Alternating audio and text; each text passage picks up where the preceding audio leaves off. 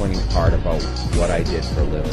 I don't enjoy food to this day. Like if you called me and said, Jay, there's this wonderful restaurant opening in Las Vegas, like, you know, we see it all the time, right? And you say, what do you eat when you go out? And I don't want to have steak. Like, I'm not a big steak eater at 48 now. I tend to eat some sushi, but I'm limited even on that just because I know, like, a lot of sushi rice has a ton of sugar. Yeah. You know, I might eat just some plain fish or whatever else, but there's nothing that excites me. So you also mentioned 1,000 grams of carbs.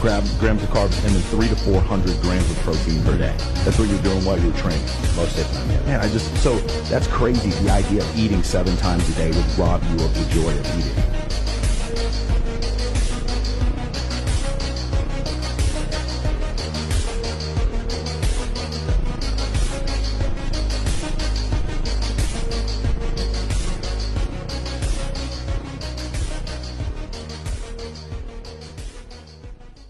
You run into someone, they say, hey, how's business? You know, how is your family? How's this and that? But you know what no one ever asks you? Are you happy? You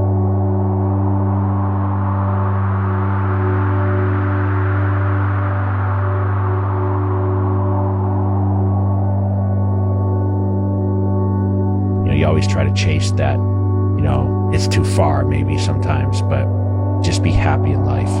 That's all. What's impossible in your life, go after that. Have that. Goals are important. Passion is important. Waking up in the morning and having an excitement about the day is important. You're here not by choice. You're led to this. And I believe we all have a destiny. We're all supposed to do something in our lives. You have to demand it. You have to promise yourself. This is it right here. You have to promise yourself that you will not ever be a failure.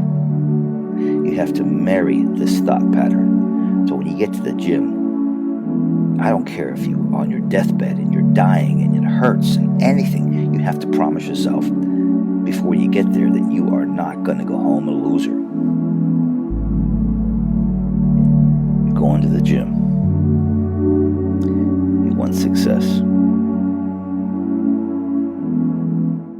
Nothing that's really of value comes without some kind of pain or some sacrifice. Not pain in itself, I don't enjoy. I enjoy the ability to master the pain and to be above it and to be able to go through it with my determination, because your impulses are telling you to stop. It's hurting. Why would you carry on? Just stop, man.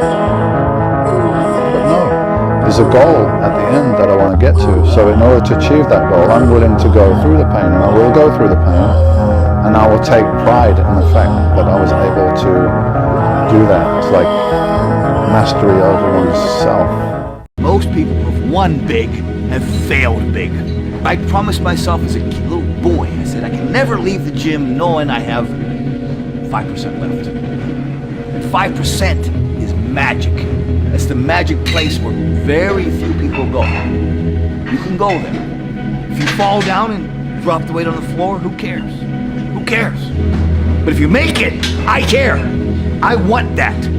I want you to fail, and I want you to get up and do it again. The same thing in life is the same thing here. If you can do this, you can do anything. Anything.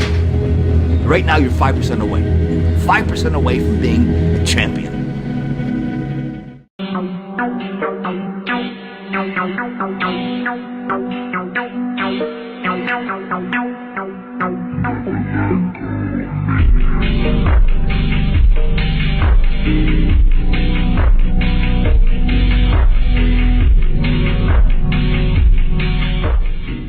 I have learned anything this year, it is that I won't ever be ready for what life throws at me. I won't have the right words when it counts. I won't know what to choose when fate itself is staring me down. But now I know I don't always need to have the right answer. I've learned I can go on waiting for something, sustained by hope and nothing more. Or I can put it aside and shrug my shoulders.